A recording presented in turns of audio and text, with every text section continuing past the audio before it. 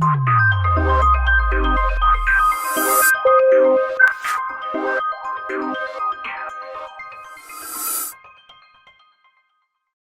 A cross B is equal to इतना दिया हुआ है तो ए इज इक्वल टू क्या होगा? तो बड़ा सिंपल सी बात है कि ये पहले है और फिर बी बाद में है। तो हमें तो मालूम है ना कि जो पहले लिखा रहेगा उसके ये पहले पहले वाले अवयव होते हैं, है ना। ये जो पहले पहले लिखा है, ये पहले लिखा है इधर, तो इसके पहले पहले जो अवयव रहेंगे वो क्या रहेंगे? ये रहेगा। इसका मतलब ए इज इक्वल टू क्या होगा? 1 1 2 2। तो एक अवयव को दो बार तो लिखा नहीं जाएगा, तो ये हो जाएगा ये इज इक्वल टू, कहाँ पर है ऐसा आंसर? अपना करेक्ट आंसर क्या हो जाएगा? बी हो जाएगा। यदि इसी में हमें बी इज इक्वल टू पूछा जाए तो बी इज इक्वल टू क्या होगा? तो इसके बाद बाद वाले अवयव 2 1 2 1, कहने का मतलब 1 और 2 हो जाएगा, ठीक है ना। तो ये याद रहे कि जो पहले लिखा है कार्तीय गुणन में, तो इसके पहले पहले अवयव को इसमें लिया जाता है। चलिए ठीक है, नेक्स्ट क्वेश्चन बहुत बढ़िया क्वेश्चन है। यदि फलन of x is equal to इतना, तब फलन ऑफ x प्लस वाई और फलन of x minus y is equal to क्या होगा?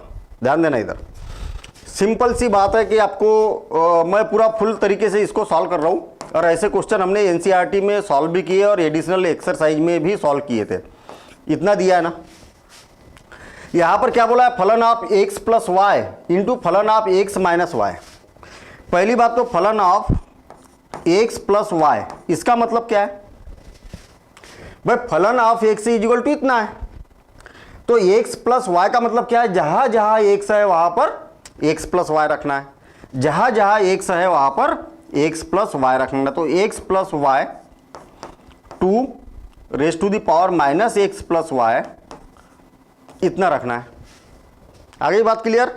चलिए ठीक है, और डिवाइडेड बाय 2 है तो 2 तो रहेगा ही रहेगा, ठीक। अच्छा, हमें क्या बोला है? फलन ऑफ x प्लस वाई तो लिख दिया मैंने, अब इनटू यानी कि मल्टीप्लेशन क्या बोला है? फलन of x minus y, x minus y. इसका मतलब ये है कि जहां जहां x लिखा हुआ है वहां पर x माइनस वाई रखना है आपको। तो रख देता हूं मैं यहां पर भी x माइनस वाई रख देता हूं, तो 2 raise to the power x minus y और plus 2 raise to the power minus x minus y, ठीक है ना, और डिवाइडेड बाय 2, ये हो गया इतना। अब सिंप्लीफाई करेंगे हम, और सिंप्लीफाई करेंगे तो क्या हो जाएगा? 2 दूनी 4, ये तो आ गया 4, तो यहां पर आ गया, ठीक है। नीचे नीचे का दोनों का मल्टीप्लेशन कर दिया, इसका मल्टीप्लेशन इससे कर रहा हूं मैं, तो आधार समान है तो घाते क्या हो जाएगी? जुड़ जाएगी। तो x plus y plus x minus y, ठीक है, पूरा पूरा लिख रहा हूं आपको। तो अगर क्या है MCQ है तो ये तो इससे कैंसिल और इस डायरेक्टली लिख सकते हैं आप, है ना। इसका इससे मल्टीप्लेशन करेंगे, प्लस तो आएगा ही आएगा 2 raise to the power x plus y, और माइनस का अंदर मल्टीप्लेशन करेंगे तो माइनस x प्लस वाई, ठीक है, इतना हो गया।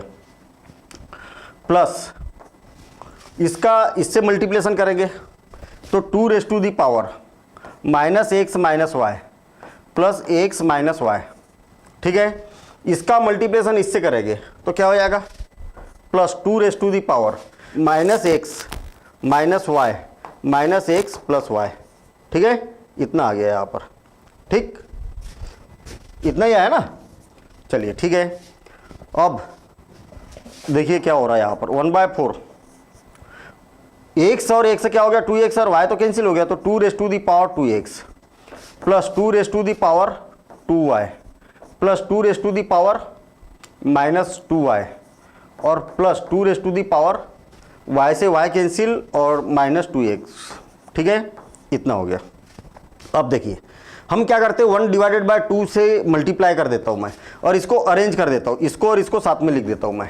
देखिए, या तो अभी मत लिखो और ऐसे ही कर देता हूं मैं, 2 raise to the power 2x plus 2 raise to the power minus 2x plus 2 raise to the power 2y plus 2 raise to the power minus 2y, ये हो गया। ये 4 ही है, ठीक है। मैं क्या करता हूँ, इसमें से 2 को अंदर ले लेता हूँ, तो ये 2 और डिवाइडेड बाय 2। आप देखेंगे कि जहां जहां पर इसमें x लिखा हुआ है वहां वहां पर क्या लिखा है? यहाँ पर 2x लिखा है, और जहां जहां पर x लिखा है वहां वहां पर क्या लिखा है? यहाँ पर 2y लिखा है। इसका मतलब क्या हुआ? 1 डिवाइडेड बाय 2।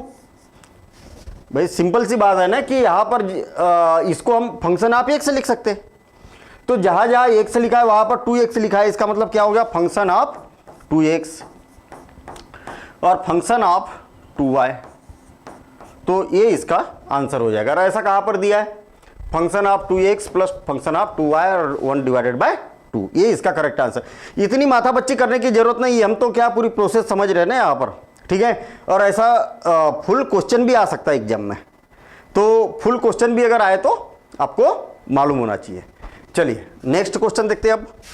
यदि समुच्चय ए से बी में एक संबंध आर है, समुच्चय ए है और समुच्चय बी है, और इससे इसमें एक संबंध कौन है, आर है। चलिए ठीक है भाई आर। अब आर इक्वल टू क्या हो सकता है, या इनमें से क्या इसको संतुष्ट कर सकता है, ये बात याद रहे, ये बात याद रहे कि ये यूनियन बी की अगर बात कर रहे हैं, ध्यान देना इधर, बड़ी महत्वपूर्ण बातें। ये यूनियन बी है तो ये यूनियन बी का मतलब क्या होता है, संबंध तो होता नहीं है। समझ में आई बात, बस इस लॉजिक को आपको समझना है। बस इस लॉजिक को अगर आप दिमाग में फिट करके रखेंगे तो कभी भी कोई क्वेश्चन गलत नहीं होगा। बिल्कुल सिंपल सी बात है कि ये यूनियन बी मतलब एक समुच्चय और दूसरा समुच्चय दोनों का यूनियन करना है, तो आपको क्या मिलने वाला है, एक नया समुच्चय मिलेगा। एक क्या मिलेगा, नया समुच्चय मिलेगा। दोनों का यूनियन करेंगे तो एक नया समुच्चय मिलेगा। और एक समुच्चय में कोई संबंध तो होगा नहीं ना, संबंध तो होगा नहीं भाई। एक समुच्चय मैं अकेला हूं तो मेरा ही मेरे से क्या संबंध है, ठीक है ना। तो सी है तो संबंध बराबर से सी कैसे पॉसिबल है, संबंध बराबर से सी कैसे पॉसिबल है, नहीं है संबंध। संबंध की बात कर रहे हैं ना हम, तो संबंध के लिए दो चीजें होना जरूरी है, दो चीजों का होना जरूरी। ये भी जरूरी नहीं है कि दो अलग अलग चीजें होना, एक जैसा भी होना चाहिए। ये का संबंध ये से भी हो सकता है, कोई जरूरी नहीं है। ये का संबंध ये से भी हो सकता है, कैसे हो सकता है, देखिए मैं आउट ऑफ क्वेश्चन जा रहा हूं, लेकिन महत्वपूर्ण है क्योंकि इससे रिलेटेड आपके क्वेश्चन, बहुत सारे क्वेश्चन कवर होने वाले हैं। ध्यान देना इधर। मान लिया जाए ए इज इक्वल टू मेरे पास में 1 2 3 4 5 6 7 7 8 9 ये दिया हुआ है। और आपको जो संबंध दिया हुआ है, संबंध कैसा दिया, ए से ये दिया हुआ है। और संबंध कैसा दिया हुआ है, संबंध कैसा दिया है, y is equal to x square, y is equal to x square, ऐसा एक संबंध दिया हुआ है। बात समझ में आई, फिर से देखना। आपको बोला है कि भैया ए से ए में ही संबंध है। कैसा ए से ए में संबंध है, सपोज करें कि मेरे पास में ये है और यहां पर भी ये है, तो 1 2 3 4 5 6 7 8 9 है ना। थोड़ा सा बड़ा बना दूं मैं, क्या हो जाएगा 1 2 3 4 5 6 7 8 9, और यहाँ पर भी ऐसे ही है 1 2 3 4 5 6 7 8 9, और ये ए से ए में संबंध है। कैसा है, जो y का मान है ना एक से स्क्वायर के बराबर है। कहने का मतलब इसका स्क्वायर करेंगे तो क्या आएगा, 1 का स्क्वायर क्या आएगा, 1 आएगा, तो इसका इससे संबंध। 2 का स्क्वायर करेंगे तो क्या आएगा, 4 आएगा, तो इसका इससे संबंध। 3 का स्क्वायर करेंगे तो क्या आएगा, 9 आएगा, इसका इससे संबंध। तो r इज इक्वल टू क्या दिया हुआ आपको, 1 1 और 2 4 और 3 9। आउट ऑफ जा रहा हूं मैं इस क्वेश्चन के, ठीक है, सब बाहर की बातें कर रहा हूं मैं, लेकिन काम की बातें कर रहा हूं। ये संबंध होगा, समझ में आई ना बात। मतलब मेरा मतलब ये यहां पर ये बताना है कि ए का ए से भी संबंध हो सकता है। मैं मेरे से क्या संबंध है, तो मैं स्वयं हूं ना, स्वयं संबंध है मेरा, ठीक है ना। तो ऐसा भी हम यहां पर बोल सकते हैं। तो ये यूनियन बी, तो आपको एक सिंगल समुच्चय मिलेगा ना, तो सिंगल समुच्चय में आर इज इक्वल टू संबंध तो हो नहीं सकता, ये तो अवयव होते हैं ना इसके अंदर। चलिए ठीक है, इंटरसेक्शन वाली भी बात गलत है भाई, जैसा यूनियन है वैसे इंटरसेक्शन है।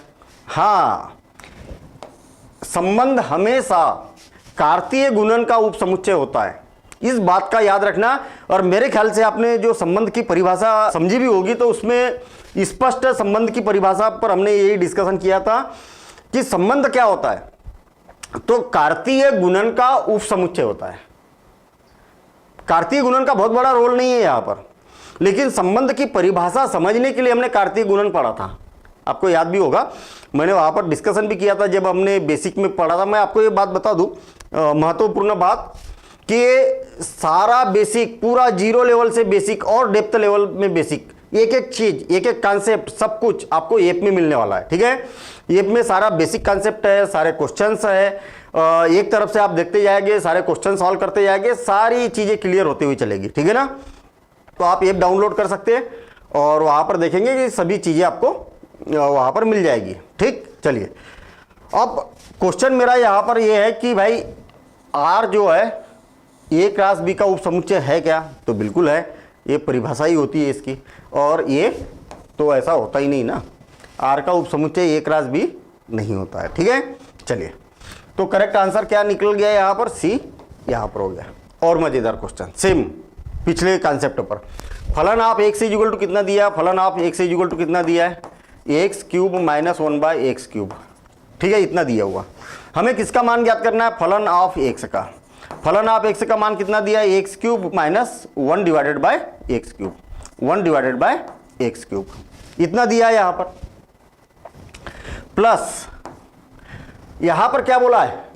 जहां जहां एक्स है वहां पर क्या रखना है आपको? 1 डिवाइडेड बाई एक्स रखना है। जहां जहां एक्स है वहां पर क्या रखना है? 1 डिवाइडेड बाई एक्स रखना है। तो रख देता हूं ना, क्या दिक्कत है? 1 डिवाइडेड बाई एक्स का क्यूब और माइनस 1 डिवाइडेड बाई एक्स का क्यूब, और इज इक्वल टू क्या हो जाएगा? X cube minus 1/x cube plus 1 divided by x cube और माइनस एक्स क्यूब ऊपर जाएगा तो क्या हो जाएगा? X cube. ठीक, और इससे ए कैंसिल हो गया और इससे ए कैंसिल हो गया, और क्या आ गया यहाँ पर? 0 आ गया। करेक्ट आंसर क्या है? हल करके देखना पड़ेगा, अनुमान लगाने से काम नहीं चलेगा। तो ये हो जाएगा।